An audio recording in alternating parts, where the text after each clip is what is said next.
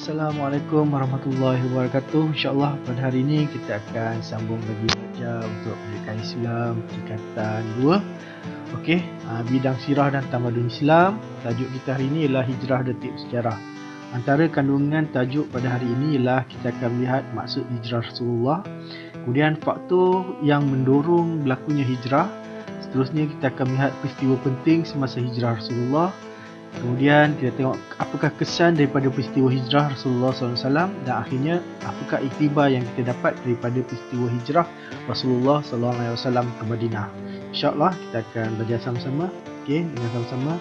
Dan jangan lupa macam biasa, sebagai sokongan, like, share dan subscribe. Cantik!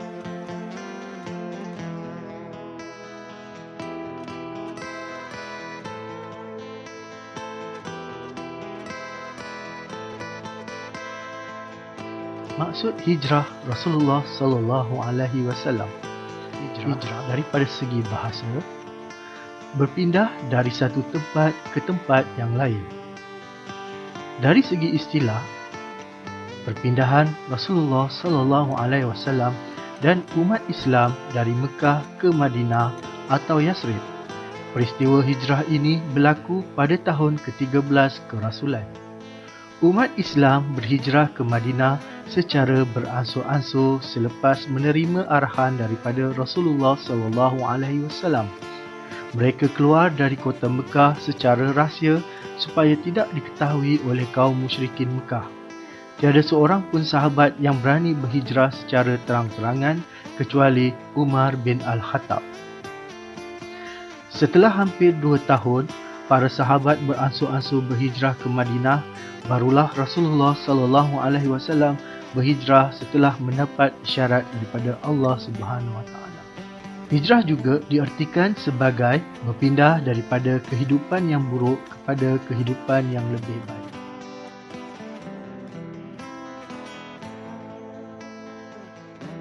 Faktor yang mendorong berlakunya hijrah. Pertama, isyarat daripada Allah Subhanahu Wa Taala. Allah mengisyaratkan Rasulullah sallallahu alaihi wasallam supaya berhijrah sebagaimana firman-Nya.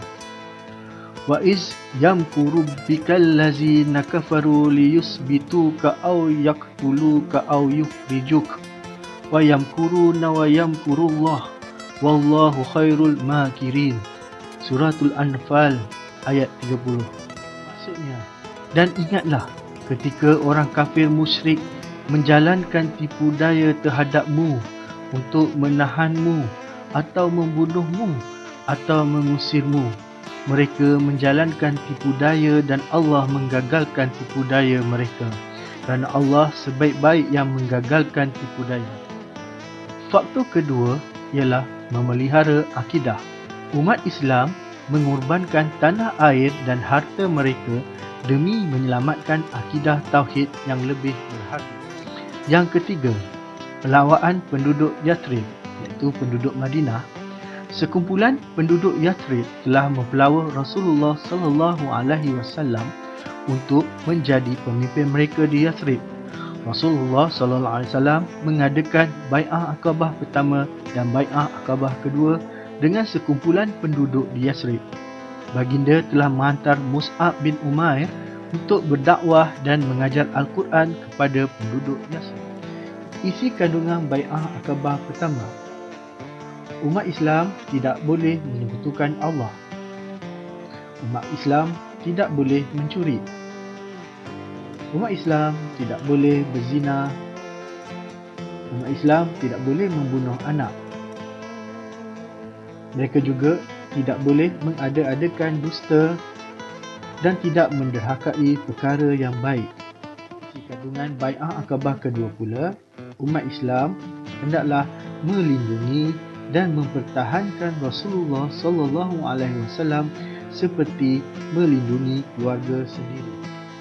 Faktor keempat yang mendorong berlakunya hijrah adalah pelawaan tangan musyrikin Quraisy yang semakin kuat.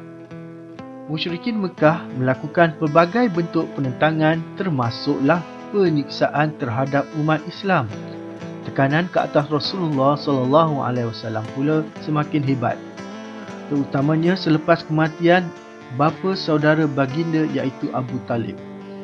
Kemuncak kepada penentangan mereka ialah mereka berpakat di Darul Nadwah untuk membunuh Rasulullah sallallahu alaihi wasallam. Darul Nadwah, pakatan membunuh Nabi Muhammad, telah dirancang. Mesyuarat bersetuju agar seorang pemuda yang gagah daripada setiap puak dipilih membunuh Nabi secara serentak supaya Bani Hashim tidak dapat menuntut bela atas kematian Nabi Muhammad sallallahu alaihi wasallam.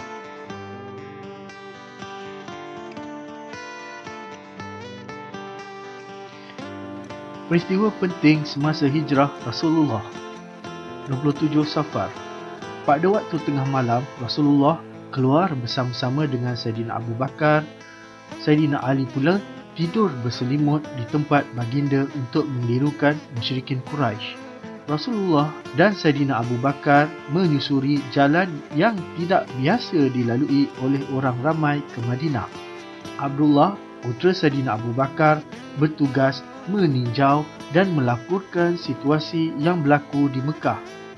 Asma, putrinya pula, bertugas menyediakan bekalan makanan. Amir bin Fuhairah, hambanya pula, membawa kambing ke pintu gua untuk menyediakan bekalan susu dan menghilangkan kesan jejak kaki Rasulullah.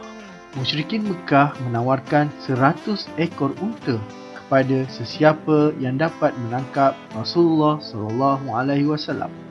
Kelompok Quraisy membuat operasi besar-besaran menjejaki Rasulullah. Sebahagian daripada mereka telah tiba ke Gua Sur, tetapi dengan bantuan Allah, mereka tidak dapat menemui Rasulullah. Dalam keadaan yang cemas itu, Rasulullah menenteramkan Saidina Abu Bakar sebagaimana yang disebut dalam ayat 40 surah Al-Taubah. Setelah 3 hari di Gua Sur, mereka menuju ke Madinah bersama-sama dengan seorang penunjuk jalan, iaitu Abdullah bin Uraikid, iaitu seorang musyrik yang jujur. 8 Rabiul Awal, Rasulullah tiba di Quba dan tinggal beberapa hari di sana. Semasa berada di Quba, Rasulullah telah membina masjid. Surakah bin Malik berjaya menjejaki Rasulullah, tetapi apabila dia menghampiri Rasulullah, kuda yang ditunggangnya terperosok ke dalam pasir sebanyak 3 kali. Rasulullah memaafkan Surakah dan memintanya merahsiakan pertemuan mereka, lalu menjanjikan mahkota Kisra untuknya. 12 Rabiul Awal, ketibaan Rasulullah disambut gembira oleh penduduk Yasrib. Mereka berlumba-lumba merebut tali unta tunggangan Rasulullah dengan harapan Rasulullah menetap di rumah mereka. Akhirnya, unta Rasulullah berhenti di rumah Abu Ayyub Al-Ansari.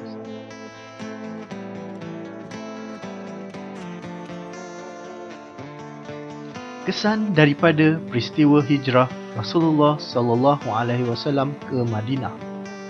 Pertama, daripada segi aspek agama. Ajaran Islam semakin tersebar kerana dakwah dapat dilaksanakan secara lebih terbuka. Daripada segi sosial, kehidupan masyarakat Madinah berubah kepada sistem hidup yang lebih baik dari segi akidah, syariat dan akhlak. Daripada segi politik pula, tertegaknya negara Islam pertama yang berdaulat di bawah pimpinan Rasulullah. Dari segi ekonomi, kedudukan ekonomi umat Islam semakin kukuh melalui sistem ekonomi Islam yang dilaksanakan.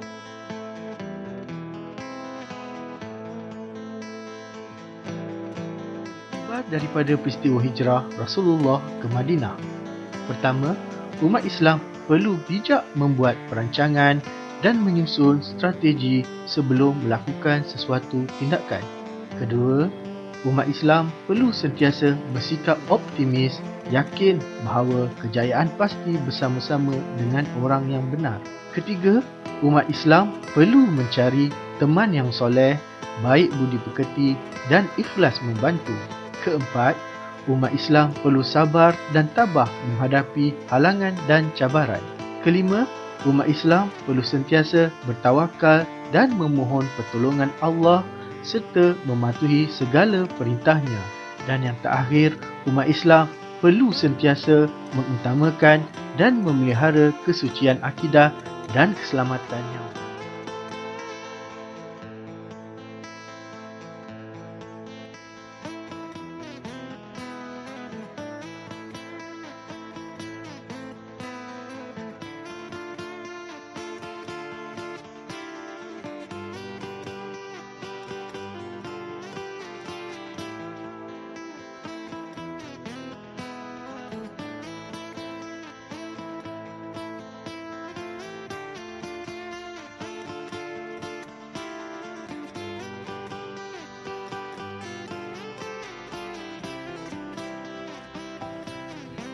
Alhamdulillah, selesai kita untuk tajuk hari ini. Kesimpulannya, peristiwa hijrah ini telah membuka satu lipatan sejarah yang baru buat dunia Islam. Saya berharap pelajar-pelajar dapat mengambil iktibar dari apa yang kita pelajari tadi. Semoga kita juga akan menjadi insan yang lebih baik dalam semua aspek, insya-Allah. Sekian untuk hari ini, hingga kita berjumpa lagi, insya-Allah. Jangan lupa share, like dan subscribe. Assalamualaikum. Bye.